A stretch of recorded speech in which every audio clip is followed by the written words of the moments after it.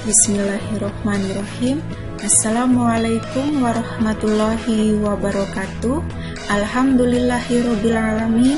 Siswa dan siswiku SMK HKTI 2 Purwareja Kelampok, khususnya kelas 10 TKJ 1 sampai 10 TKJ 7. Bagaimana kabarnya kalian pada pagi hari ini? Semoga kalian dalam keadaan sehat selalu ya, karena kita belum bisa bertatap muka secara langsung.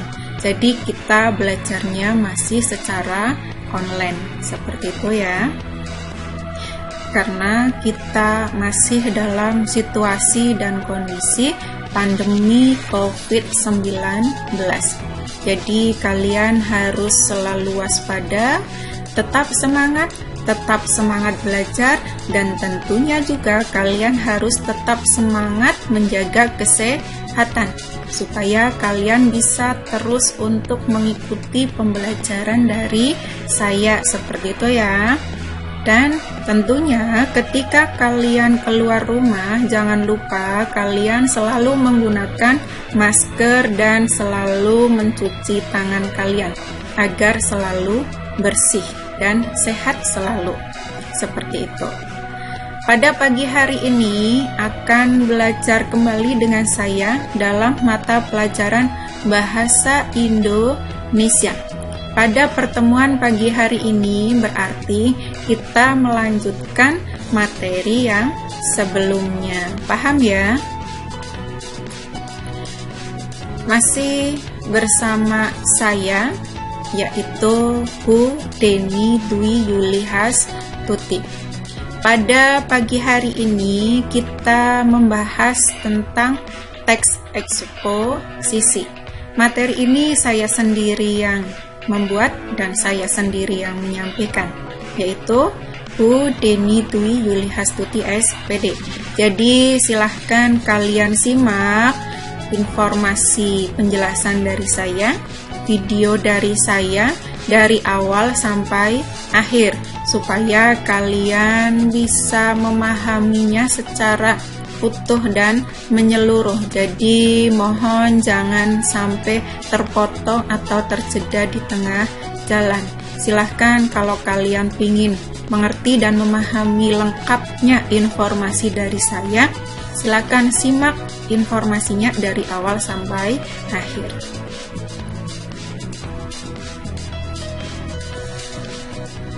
Adapun kompetensi dasar pada pagi hari ini yaitu 4.3.4 ya, 4.4 yang bunyinya mengonstruksi teks eksposisi berkaitan bidang pekerjaan dengan memerhatikan isi, permasalahan, argumentasi, pengetahuan, dan rekomendasi, struktur, dan kebahasaan.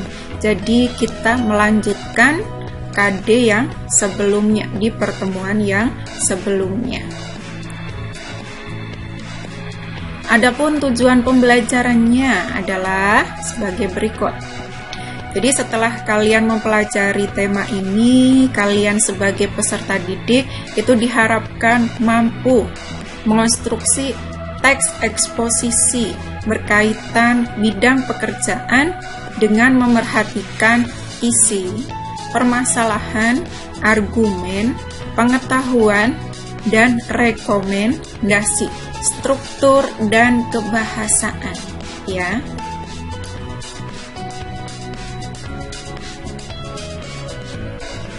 Nah, peta konsep untuk teks eksposisi dengan KD 4.4 mengonstruksi teks eksposisi berkaitan bidang pekerjaan dengan memerhatikan isi, permasalahan, argumentasi, pengetahuan, dan rekomendasi, struktur, dan kebahasaan. Itu ada beberapa, silahkan kalian lihat, silahkan kalian pahami. Jadi nanti untuk lebih lengkapnya kalian bisa mengerti lebih detail lagi ya. Nah, ini peta konsep atau submateri yang akan kita bahas pada pertemuan pagi hari ini. Yaitu yang pertama, ada penyusunan teks eksposisi. Yang kedua, langkah-langkah menulis teks eksposisi. Yang ketiga adalah penyuntingan teks eksposisi. Yang keempat, mempresentasikan teks eksposisi.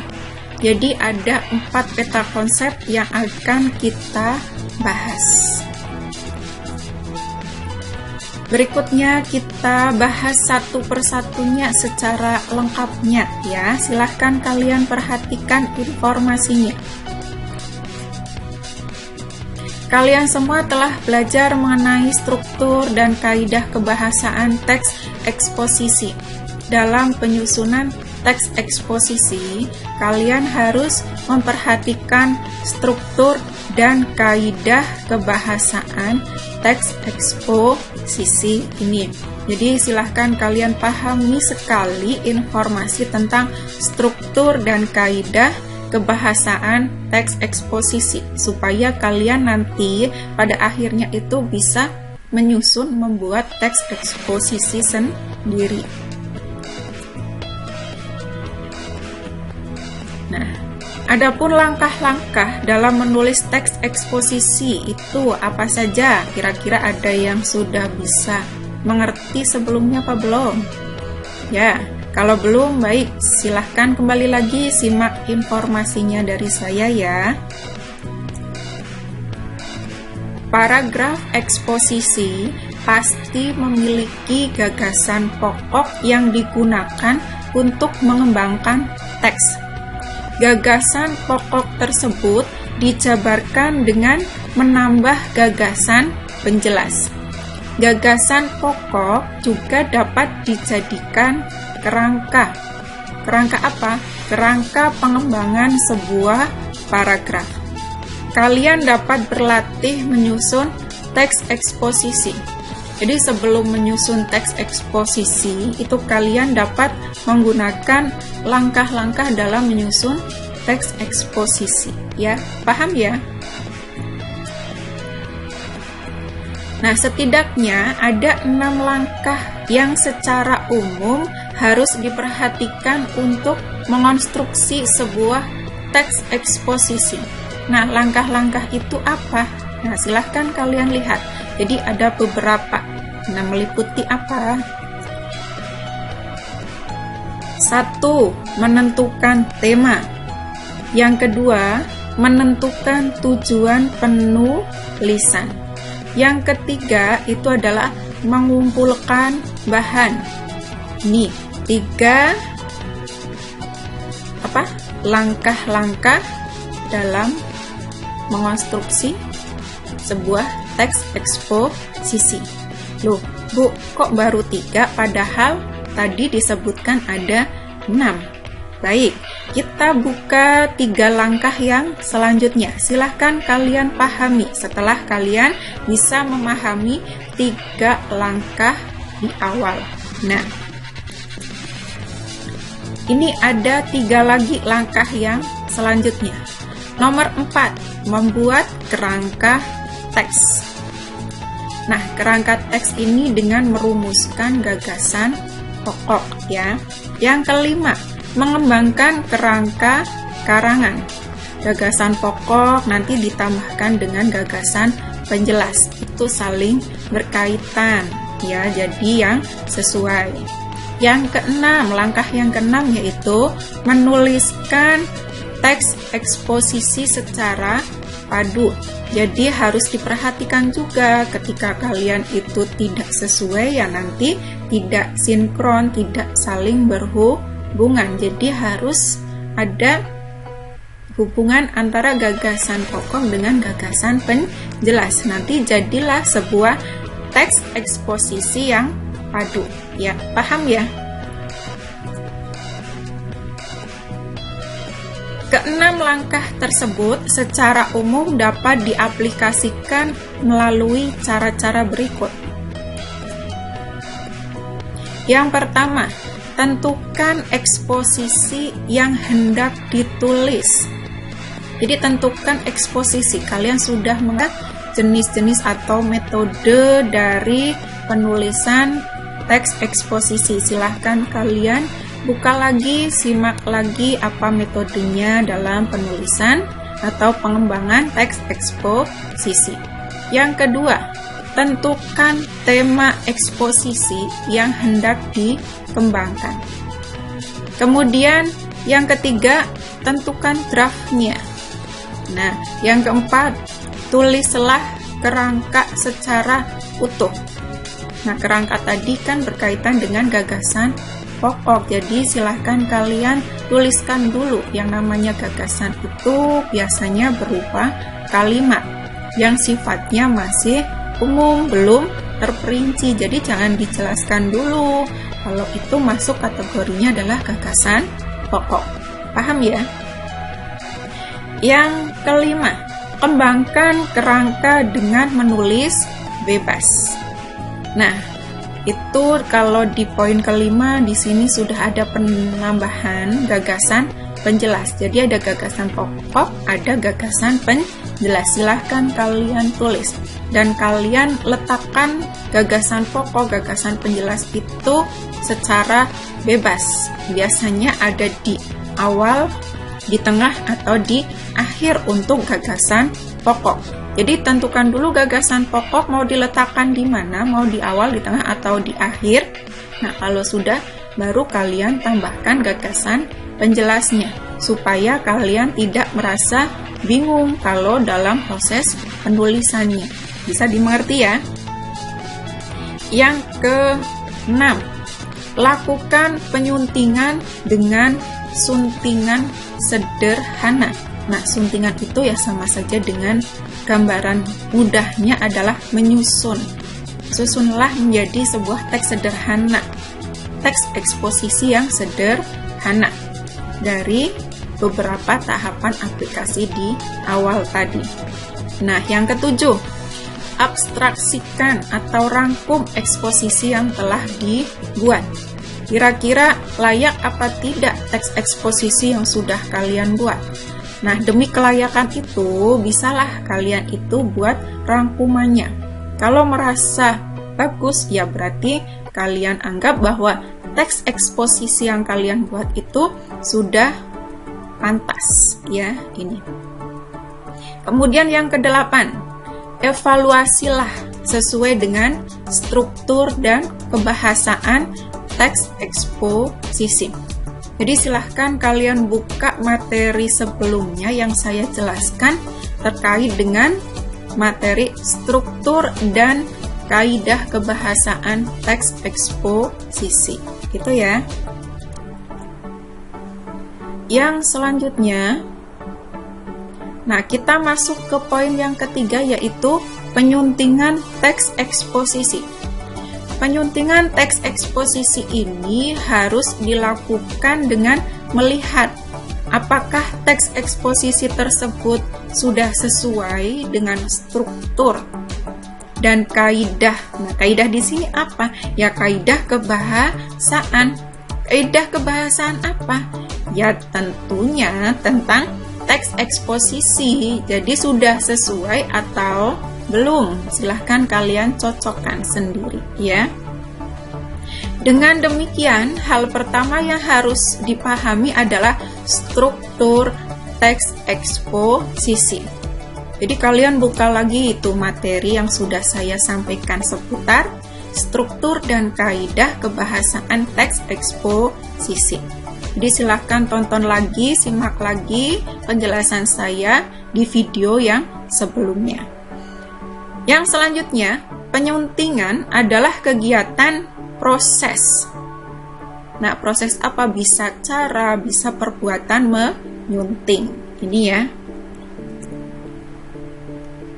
Sementara itu, ada definisi menyunting. Nah, mungkin ada beberapa atau banyak bahkan ya yang belum memahami secara lengkapnya. Menyunting itu apa sih? Nah, saya jelaskan di sini. Silakan kalian perhatikan. Pengertian atau definisi menyunting itu yang pertama, menyiapkan naskah naskah siap cetak yang siap terbit dengan memperhatikan segi sistematika penyajian, isi dan bahasa. Yang menyangkut apa? Menyangkut ada ejaan, ada diksi. Diksi di sini itu sama saja dengan pilihan kata dan struktur kalimat. Paham ya? Nah, pengertian yang kedua adalah berkaitan dengan menyunting, itu merencanakan dan mengarahkan penerbit. Penerbit di sini ya dari surat kabar atau majalah. Jadi itu gambaran singkat tentang definisi menyunting, ya. Paham ya? Kegiatan menyunting itu dapat dilakukan dengan membaca, mencermati, menambah atau mengurangi isi teks. Kegiatan menyunting juga dapat dilakukan dengan memperbaiki kesalahan kebahasaan dan unsur-unsur yang kurang tepat dalam teks. Paham ya itu? Silahkan kalian lihat lagi informasinya biar kalian tahu ketika kalian itu belum paham. Teks eksposisi itu perlu dibaca ulang untuk mengetahui kesalahan dalam unsur kalimat, ejaan, dan tanda baca. Kalian sudah paham ya tanda baca itu yang seperti apa? Ada titik, ada koma, ada tanda seru, ada tanda tanya, dan lain sebagainya. Jika menemui kesalahan, kalian harus melakukan perbaikan terhadap karangan kalian yang sudah kalian buat sendiri. Nah, aspek yang perlu kalian perbaiki itu seperti apa? Nah, di sini biasanya yang terkadang orang itu merasa kesulitan berkaitan dengan huruf kapital, kemudian ada ejaannya. Ejaannya sudah sesuai dengan kaidah kebahasaannya apa belum? Apabila belum ya, berarti kalian harus mengacu pada kaidah kebahasaan di dalam kamus ataupun kaidah ejaan yang sesuai. Itu ada struktur kalimat, kemudian ada tanda baca, istilah, kemudian ada kosakata, dan struktur teks itu yang harus kalian perbaiki ketika kalian menemui sebuah kesalahan. Paham ya? Baik, yang selanjutnya, mempresentasikan teks eksposisi. Mempresentasikan berarti menyajikan, mengemukakan dalam diskusi dan sebagainya.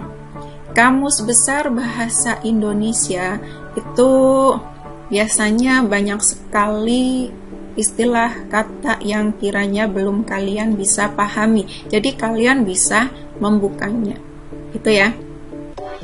Mempresentasikan teks eksposisi yang dimaksud dalam hal ini adalah menyajikan atau mengemukakan teks eksposisi yang telah dikonstruksi siswa, jadi disusun oleh siswa.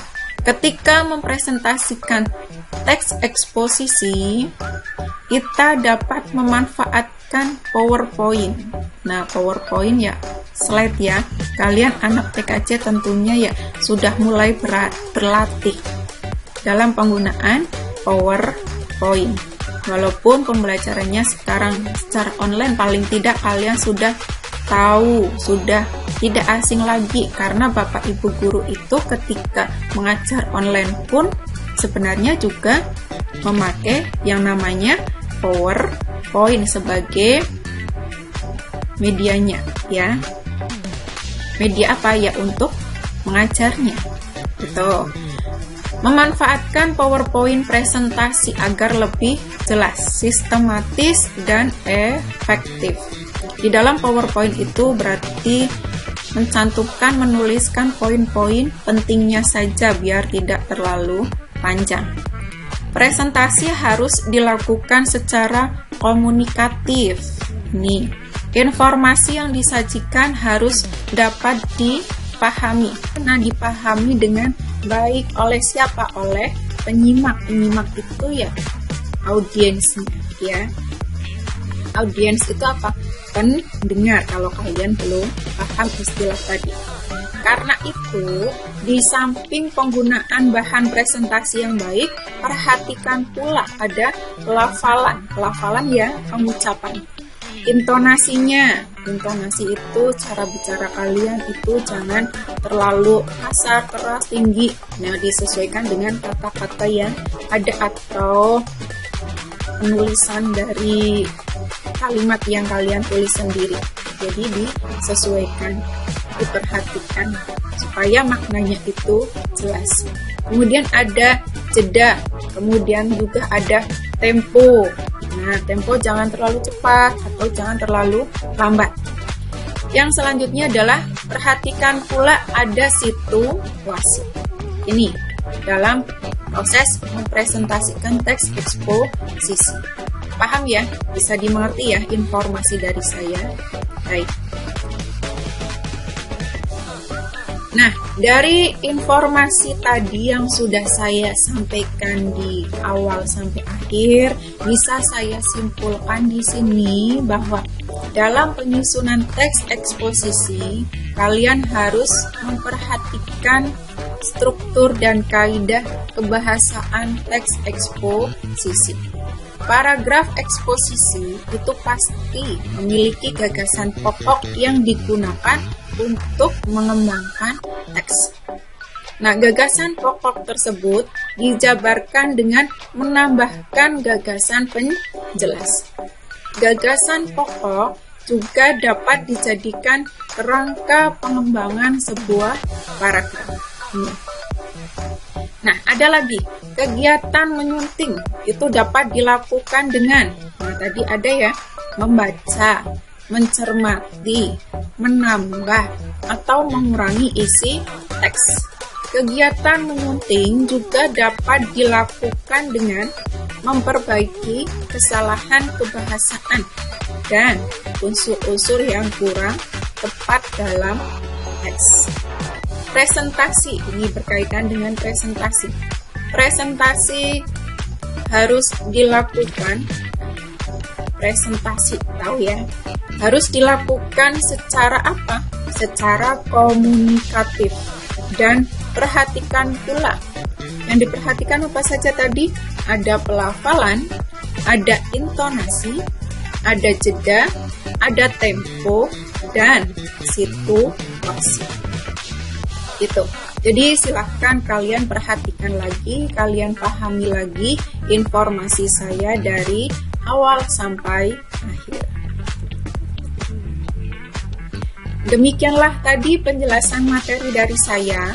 Apabila di antara kalian masih ada yang belum bisa dan mampu memahami informasi tentang mengonstruksikan teks eksposisi berkaitan bidang pekerjaan dengan memerhatikan isi, permasalahan, argumen, pengetahuan, dan rekomendasi, struktur dan kebahasaan, silahkan kalian buka kembali materi yang sudah saya jelaskan dari awal sampai akhir. Kemudian, baca serta pahami kembali secara berulang-ulang agar paham seutuhnya. Itu ya, bisa dimengerti sekali apa tidak? Ya, silakan kalian pahami secara mandiri. Baiklah anak-anakku, siswa dan siswi 10 TKJ 1 sampai 10 TKJ 7 SMK HKTI 2 Purwareja Kelampok. Selanjutnya, setelah kalian menyimak serta memahami informasi penjelasan materi tentang mengonstruksikan teks eksposisi berkaitan bidang pekerjaan dengan memerhatikan isi, permasalahan, argumen, pengetahuan, dan rekomendasi, struktur dan kebahasaan. Untuk lebih mendalaminya lagi, Ada kuis yang harus kalian kerjakan dan jawab dengan benar. Jadi silahkan kalian baca, simak dulu, atau simak dulu baru baca. Nah, nanti kalau ada soal di kuis itu, kalian bisa menjawab. Makanya silahkan kalian simak video saya dari awal sampai akhir, tanpa terjeda atau terpotong sedikit pun, supaya kalian bisa memahami isi informasi penjelasan saya secara lengkapnya. Gitu ya. Ya, silahkan kalian buka link yang sudah saya share di pengumuman untuk mengerjakan kuisnya. Paham? Ya, insya Allah paham.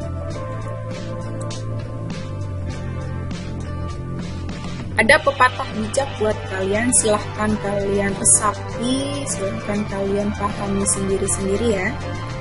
Jika seseorang bepergian dengan tujuan mencari ilmu, maka Allah akan menjadikan perjalanannya seperti perjalanan menuju surga. Gitu. Silahkan kalian maknai secara masing-masing ya, supaya kalian itu tidak merugi di kemudian hari. Mungkin itu saja informasi penjelasan materi saya pada pagi hari ini. Semoga bisa bermanfaat buat kalian dan bisa kalian pakai sebagai bahan belajar secara mandiri.